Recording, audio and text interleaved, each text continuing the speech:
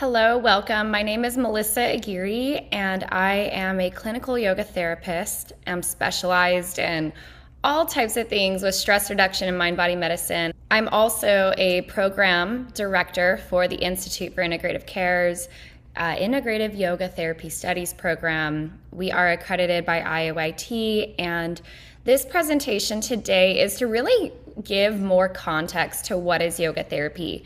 Yoga therapy is a growing profession, and it's really necessary in responding to the need of stress-related illness.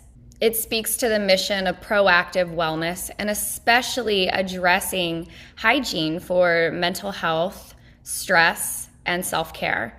So what's beautiful about this modality is it is a participatory model that patients or people in the community can utilize these tools for self-regulation and coming back home to themselves. Yes, there is asana and yoga practice involved, but there's also Vedic counseling. There is also understanding how to find imbalance and bring it back to balance, addressing those root causes, and coming from the scope of the yogic philosophical context around mindfulness and mindset.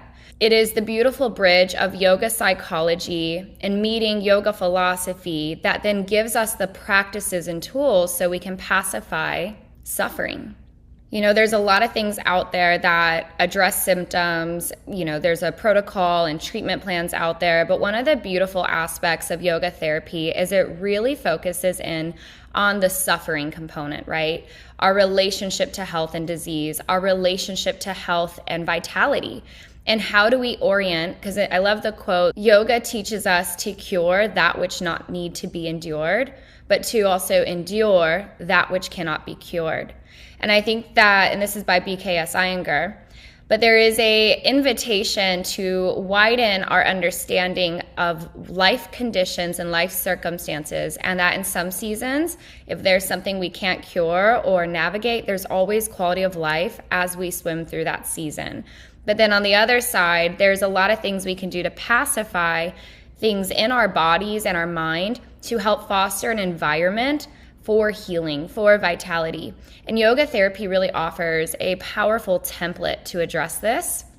You may go to yoga classes in your community, and yes, you can receive the benefits of yoga in those ways, but yoga therapy is a much more person-centered approach. And so today I'm hoping to help widen the context and evoke some conversation and exploration on yoga therapy for health. So what is yoga therapy? You know, when we look at it, it's integrating the yogic philosophy and tradition, but bringing and bridging it to the biomedical and psychology components of health. It's an adjunct modality. It is powerful for lifestyle medicine. It is powerful to bring home in our day-to-day life. It gives us something to work with and ways to participate with our health as we're walking alongside a journey with a medical provider. A lot of times we know lifestyle impacts our health.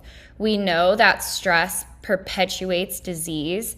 And yoga therapy is the container in which those parts where we can address and we can work with in our day-to-day life, it gives people a space to really address that. We're starting to slowly see this implemented in clinical settings or within corporate wellness programs or as an adjunct resource with mental health. We're seeing more clinics with mental health implementing this. Somatics is becoming a very popular conversation in the mental health world.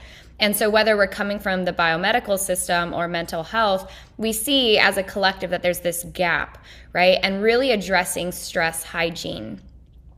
One of my favorite concepts around this is that, you know, if we look back in history, there was a time where people were not brushing their teeth and, you know, we're not taking care of their dental health. And it started to normalize dental hygiene that, hey, every day just doing a little bit of this and a little bit of that can make a really big difference on dental health.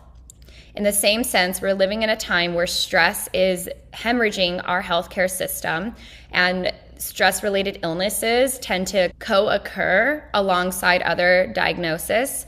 And so yoga therapy really offers a way to work with that piece. It works with that missing gap. Yoga therapy works with integrative medicine and integrative care. It helps with proactive health. And I want to acknowledge, what is proactive health? Proactive is front side. A lot of times we're reacting. Healthcare is very reactive. So we get a diagnosis, then we figure it out. Where proactive wellness, proactive health is that we are threading things in our day-to-day. So that dental hygiene example or stress hygiene, we're threading things within organizations. We're threading things into patient care, family care practices in our schools and education and communities that foster more health. But it's on the front side.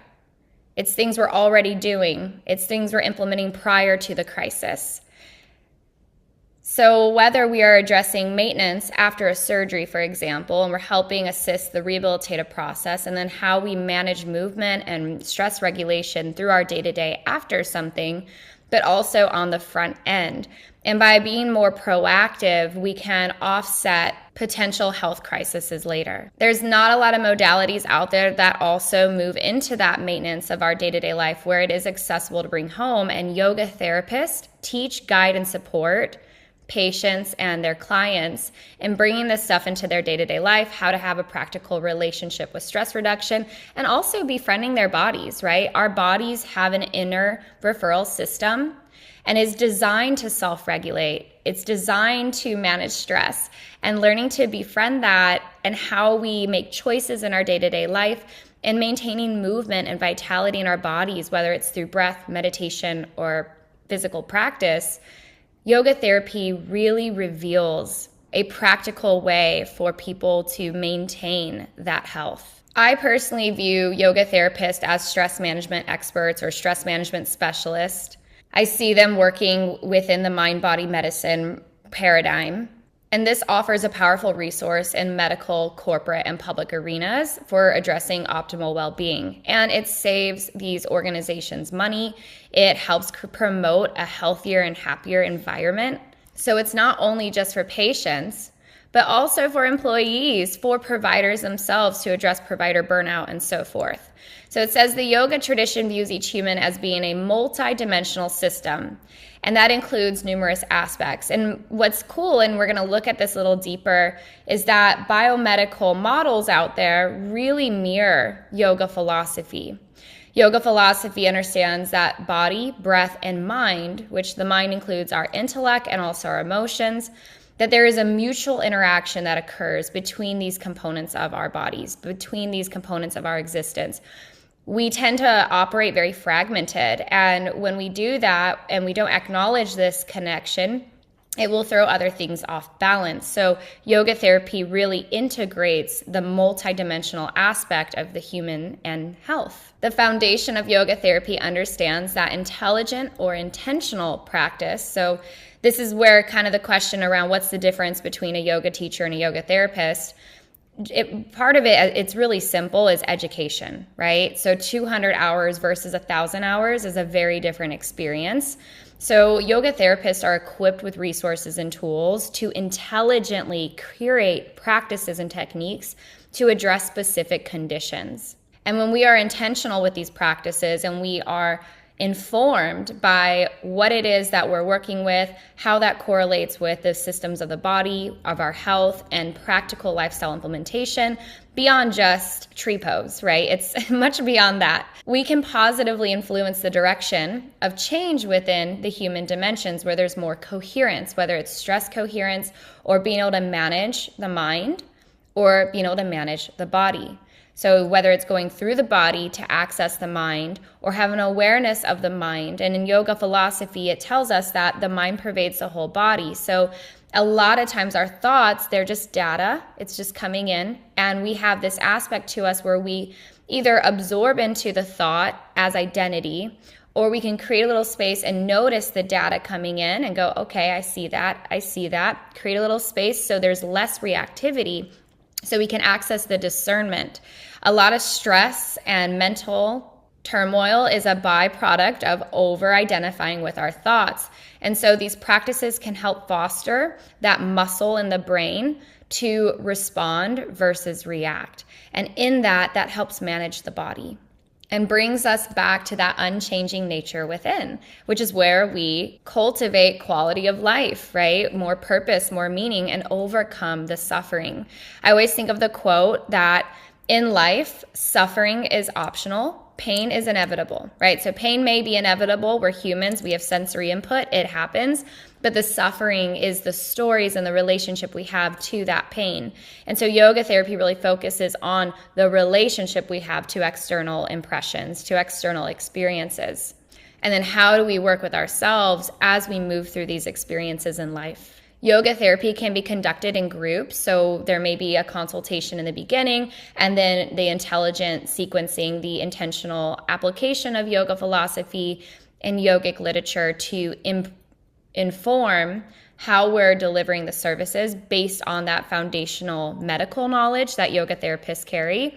They're able to tailor experiences and practices to pacify or serve whatever the group is navigating, or if there's a one-on-one, it might be working with that patient, again, through a progressive process informed by what that patient is asking for or what that client is requesting. It can also be done through education.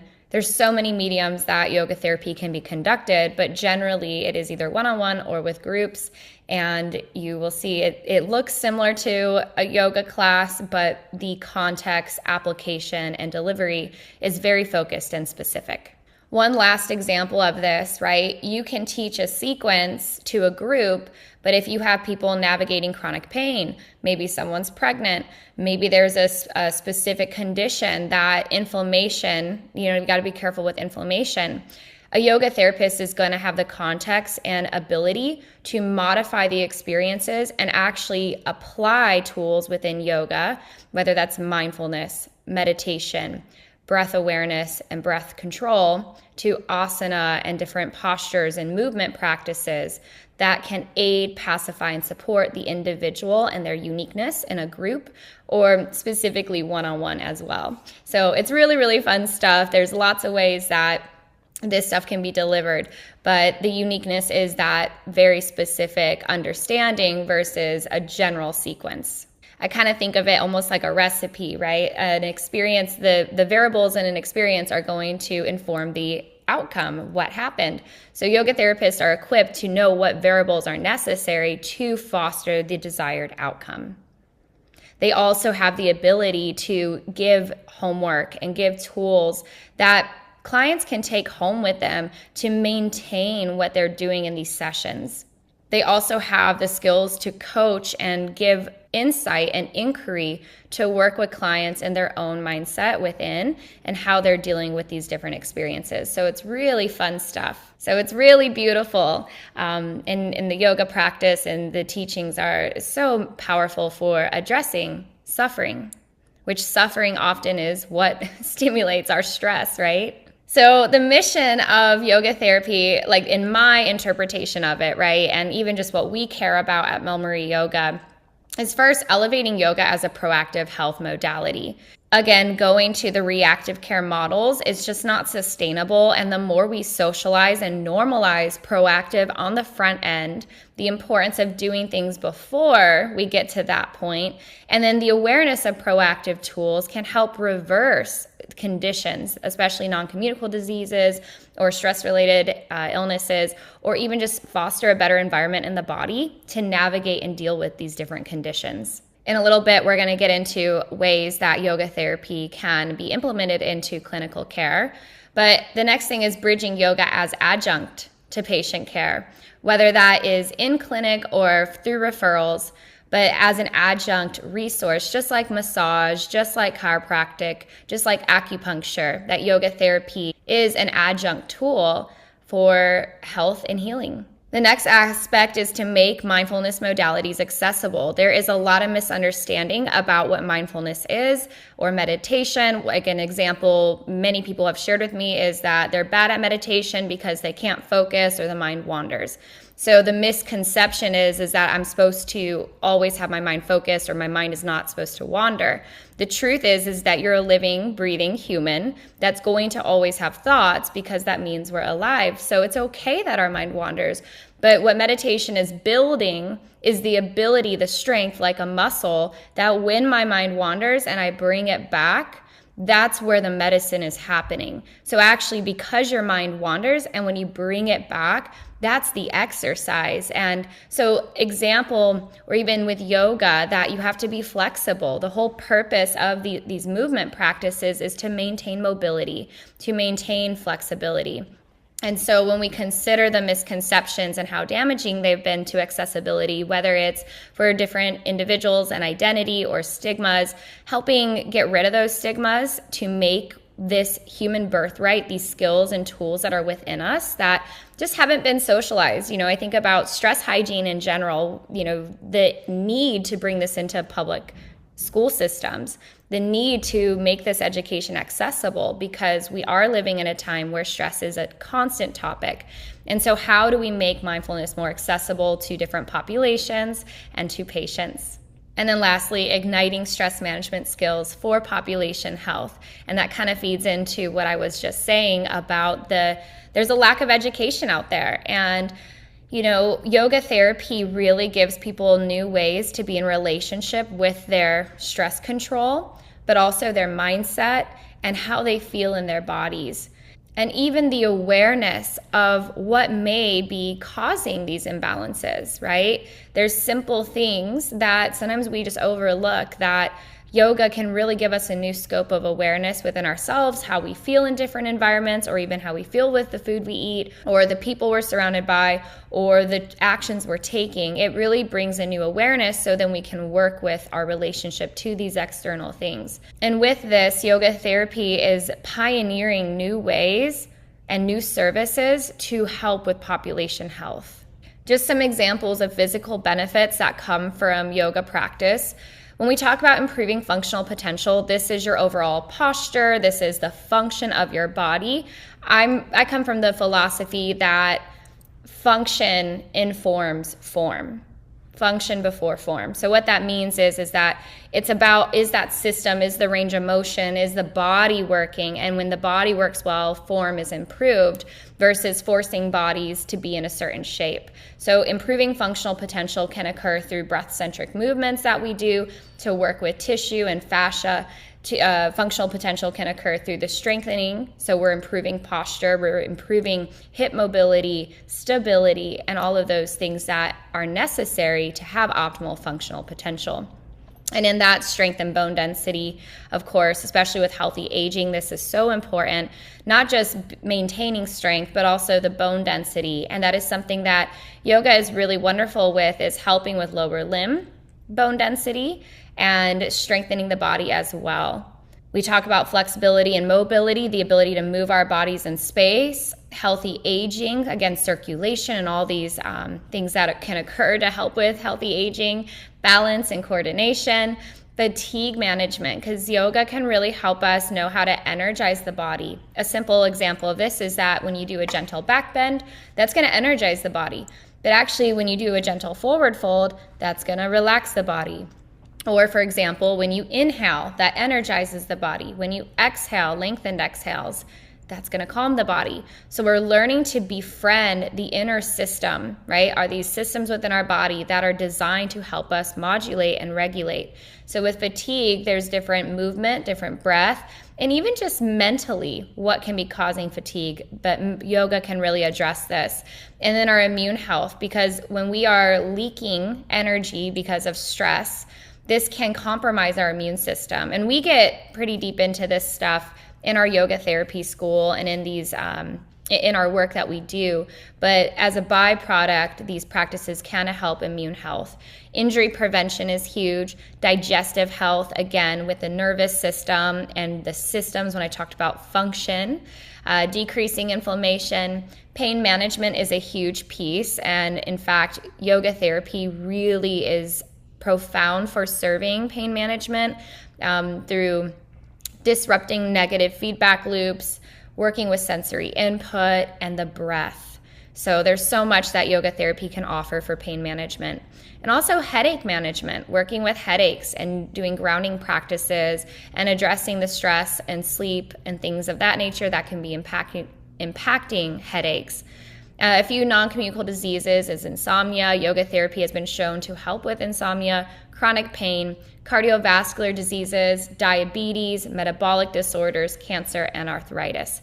And one thing to note is that with any of these, the adjunct component, so by adding yoga therapy as someone is navigating any of these non-communicable diseases, again, addressing suffering, decreasing stress, in creating pleasurable neuromuscular patterns and befriending the body, all of those things, stress reduction, right? Mental health, all of those things are so necessary and helpful when someone is navigating any of these non-communicable diseases.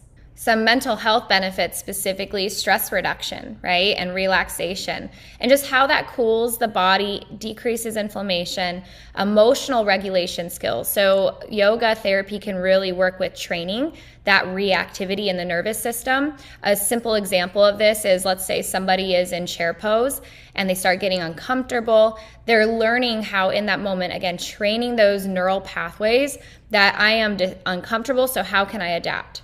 I'm uncomfortable. How can I deploy my breath? I am uncomfortable. Let me honor myself and get out, right? So it's learning. We get these experiences somatically where we work with managing emotional regulation.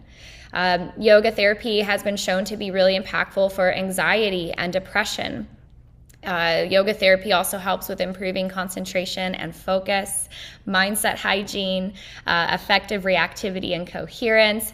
And this is really big for if somebody gets upset, their ability to walk themselves back to coherence. So if you've ever had an experience that really triggered you, made you angry, made you upset, like driving is a great example, right? Someone cuts you off. Your ability to come back to coherence is a sign of this. And that's what yoga therapy has shown to be really effective for as well. If somebody, like the opposite of it is if you get cut off and now the rest of your day is ruined because of that one thing. So yoga therapy really helps us build that resilience, but also the participatory aspect of being present and how we can let things go, how we can detach and focus on something more loving or honest or compassionate.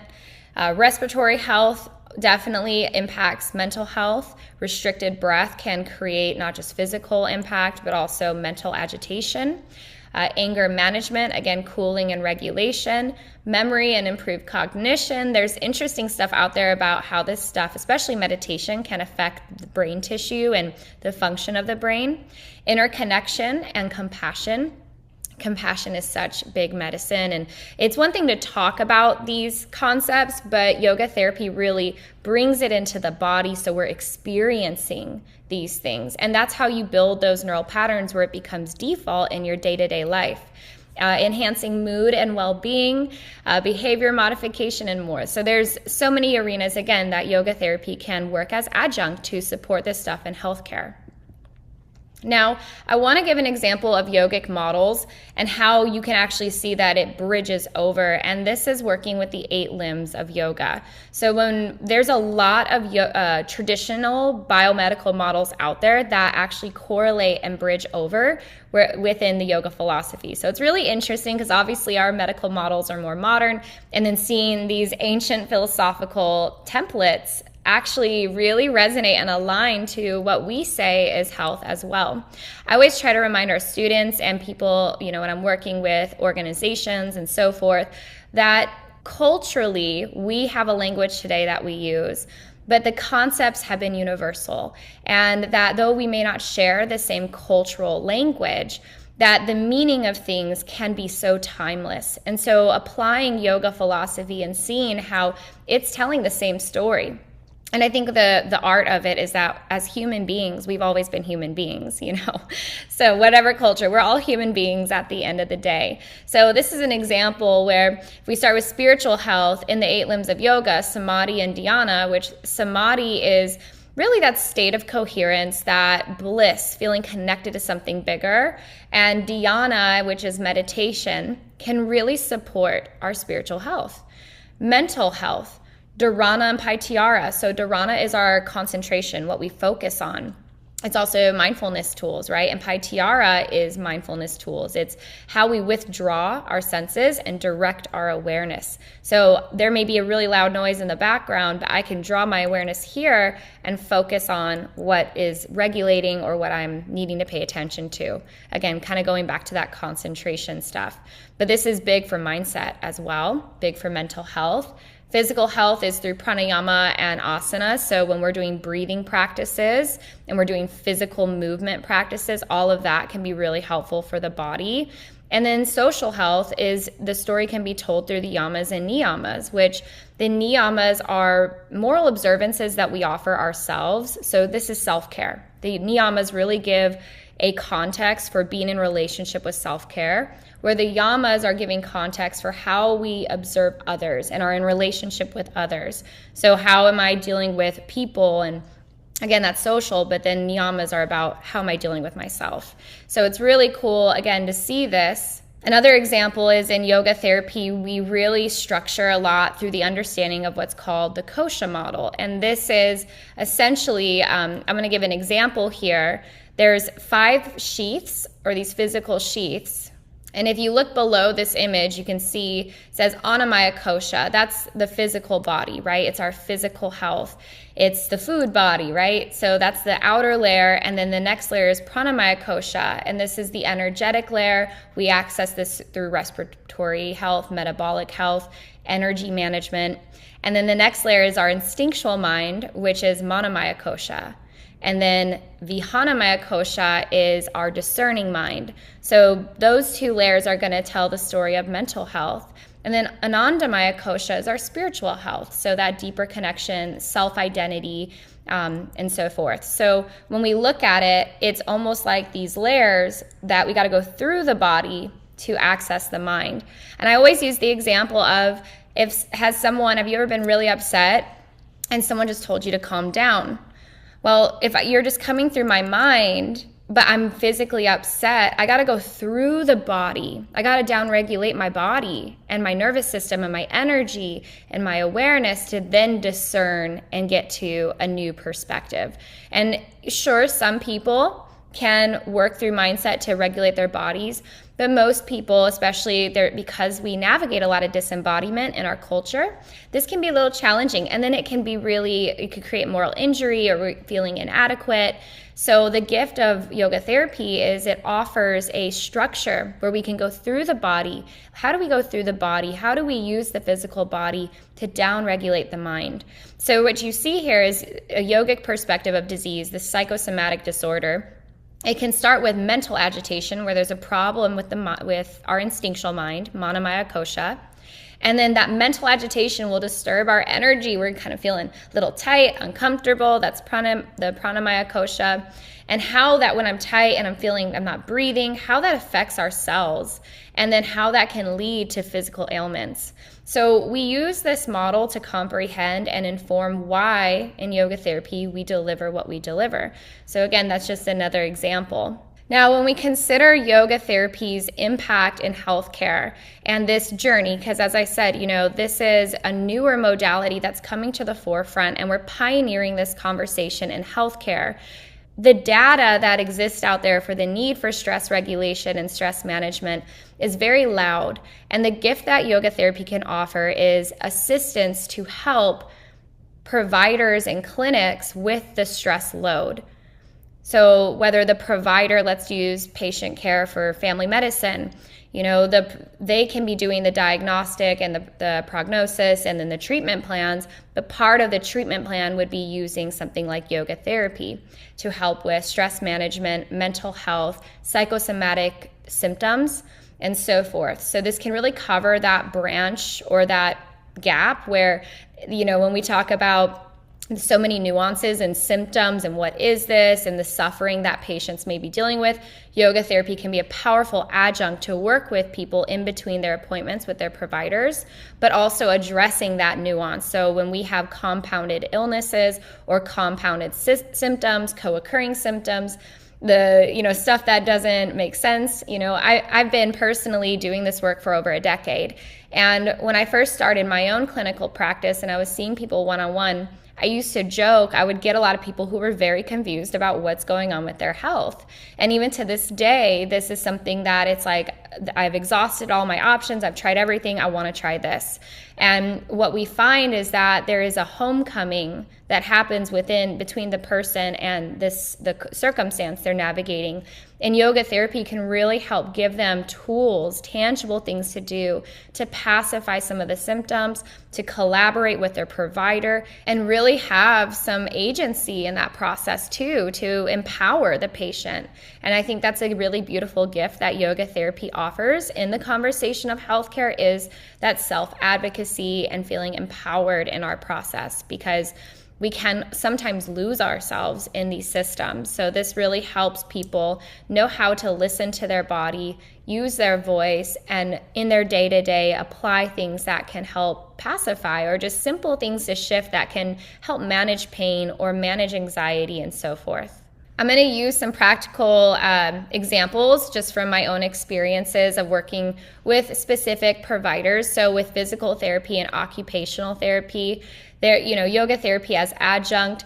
This is a list here that I'll talk about briefly, but just for context, I personally have had experiences contracting with a physical therapy clinic and so basically after patients see the physical therapist for the next 6 weeks, they're doing yoga, chair yoga, and these practices with me to help with the maintenance of recovery, and also helping physical therapists implement breath, movement, and more mindfulness into the homework and the activities, and addressing the stress reduction component. I've also had the experience of training occupational therapists in mindfulness, especially around sleep hygiene and stress hygiene. So there's experiences that I know can really be impactful for working complementary or in a partnership with these providers. Some examples of this, like I said, maintenance of care, supporting adherence at home, so making the homework or the protocol even more creatively accessible to the patient in their day-to-day life. We can come in and help with improving flexibility, mobility, and strength, balance, and cardiovascular benefits. So not just physical balance, but also literal working with how do we manage duality and finding that coherence in duality. And then obviously the cardiovascular benefits that come from these practices. I think a huge piece is sleep hygiene and respiratory benefits as well. Nervous system hygiene. So nervous system hygiene is really centric to everything that yoga therapy does. I would advocate to say that yoga therapy is the medicine that addresses the nervous system in a proactive health way. It's working with the nervous system. And the nervous system is so responsible for a lot of our health stuff, directly or indirectly. Yoga therapy is also going to offer a holistic framework for health, and it promotes cellular health. We know that it helps with the ATP in our cells, and when we have healthy, happy cells, it maintains health in our body. It helps repair the cells, repair the immune system. Yoga therapy comes from the perspective of, truthfully, it's called salutogenesis. So what is right with you? What is working for you? Where is vitality? And how do we increase that vitality? So it focuses a little bit more on how do we increase the vitality? And by increasing vitality, that's going to help dissolve some of the suffering. So where a lot of things are more pathogenesis, where it's hyper-focused on the symptom, the problem, and how do we stop the problem? How do we stop the symptom? Where over here in yoga therapy, we're going, how do we elevate more vitality? How do we elevate regulation? How do we elevate repair? So it's again, beautiful adjunct. Mental health providers really can benefit from collaborating with yoga therapists, whether it's through contracting in their clinics or it is through bringing someone on or referral. Because yoga therapy is going to address the somatics, right? The physical body, and working with resiliency and stress management. And so sometimes what can activate different mental health challenges is stress. So we can address that piece as the therapist is working with more of the specifics. We also can really help train interoception and self-inquiry. One thing that I find so fascinating is that our capacity to have interoception, so knowing our body within, how we feel, and the process of self-inquiry, does connect to the vagus nerve. And yoga therapy helps with vagal tone and strengthening the organs and the system to be optimized for self-inquiry. A lot of times we're just telling the world, well, just meditate or just reflect or just do this, just do these practices. And we don't realize that they're actually, even though it may be a non-physical tool, that there is a physical resonance that happens, my ability, the mechanisms within my body to be able to go, well, how do I feel? What is that sensation? And so forth. So yoga therapy really bridges that. It also creates a very fertile space for self-development and self-awareness. Again, behavioral modification through new patterns, whether it's movement patterns or lifestyle patterns, thought patterns. It trains self-regulation into the nervous system regulation, kind of similar, same thing. I talked about coherence and vagal tone, reducing the perception of stress. So going back to what is our relationship to the stress factor, and learning to create space between reactivity and responding. And how do I respond, or how do I notice? How do I have a thought and not get tangled in that thought or absorb it as identity? So really powerful for that. These practices really, like from a somatic space, help bring up mental clarity. It helps with harmony in the mind. So people have these experiences where whether it's even 20 minutes to an hour of feeling ease, that does disrupt negative feedback loops. And yoga has been shown, and especially meditation and mindfulness, these tools to help promote mental clarity. It also can help with social health, whether you're doing a group experience or whether it's studios or places offering. There's a community component that comes along with that, or learning how to be in relationship with others. And of course, self-care hygiene. And lastly, I just want to give another example because as I said, from my own experiences working with mental health practitioners, occupational therapists, and physical therapists, I've also had the experience of working with dietitians. And the gift that yoga therapy can really offer with this community and serving nutrition and health is that the self-awareness can really help people become aware of how whatever we're consuming, we're sensing and feeling. So yoga therapists don't necessarily give specific dietary advice. It's more so that we train the body for improving digestion or self-awareness around how we feel when we eat certain things, or how do we lean into what nourishes us. The nervous system hygiene piece is also very helpful for digesting and assimilating food. Hydration and lifestyle modifications, so doing things that highlight and emphasize more nourishment. A lot of weight or metabolic weight, a lot of it can be connected to inflammation and stress and even trauma. So these practices can really help cooling the nervous system, bridging the disembodiment and bringing people back home to themselves and how to be in relationship with themselves. And again, that stress hygiene can really make a difference and help with weight. Improving metabolism, enhancing digestion, and just even the mindful eating practices. So there's a very specific arena that yoga therapists can work with dietitians and nutritionists with to support patients in their journey of finding regulation in this as well. So these are just some examples to kind of get you guys thinking and reflecting on ways that this can collaborate with healthcare. There's so much more, and even just helping healthcare workers themselves as well with stress. So I want to bring you guys into, just if you're curious, we do have trainings. You can, if you're not a yoga teacher yet, you can begin training with us in the 200-hour level yoga teacher training program. We also have, if you already are a yoga teacher and you want to begin to pursue yoga therapy, you could do the full yoga therapy program, which is 800 hours. It includes our 300 and the IAYT accredited the 500 hours. So that full yoga therapy journey, if you would like, that journey usually takes anywhere from 2 to 4 years. So you'd be getting all those hours and that full experience. Or you can pursue your 300 and become an RYT 500 or an advanced yoga teacher in therapeutics and have that foundational knowledge. If you already are an RYT 500 or advanced yoga teacher, you are eligible to potentially, whether it's through our bridge program, or if you're a graduate of ours, of course, from our 300-hour, to continue on to get your C-IAYT, the full yoga therapy program.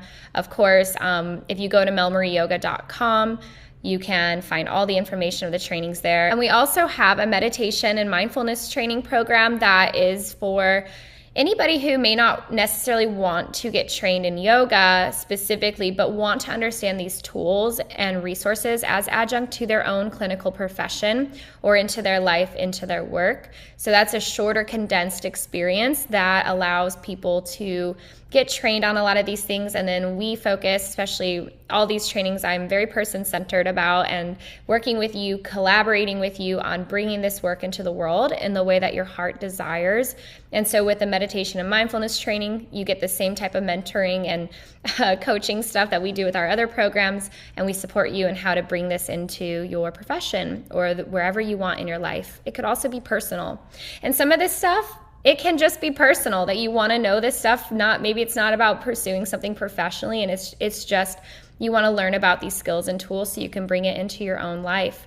All paths are amazing and needed and necessary. Just some free resources. We do offer complimentary on-demand yoga and education. So free yoga for anybody who is interested. You could go to melmarieyoga.com, and underneath MelMarie Studio and classes, you'll see the on-demand link right there. And we give it for free. There's hundreds of hours on there of yoga practices, meditation, and education to really help support people making yoga and mindfulness accessible. Like I said, that's a big mission of mine, of MelMarie Yoga's, and what we're doing through our yoga therapy school as well. So that is something you can share with everybody, share anywhere. But that is, you can access it on your phone. It's an app. It's so beautiful on the phone, but you can also do it on your computer. We do have drop-in workshops and training. You can explore the drop-in workshops if there's a specific topic you're interested in. All of our workshops are qualified as continuing education.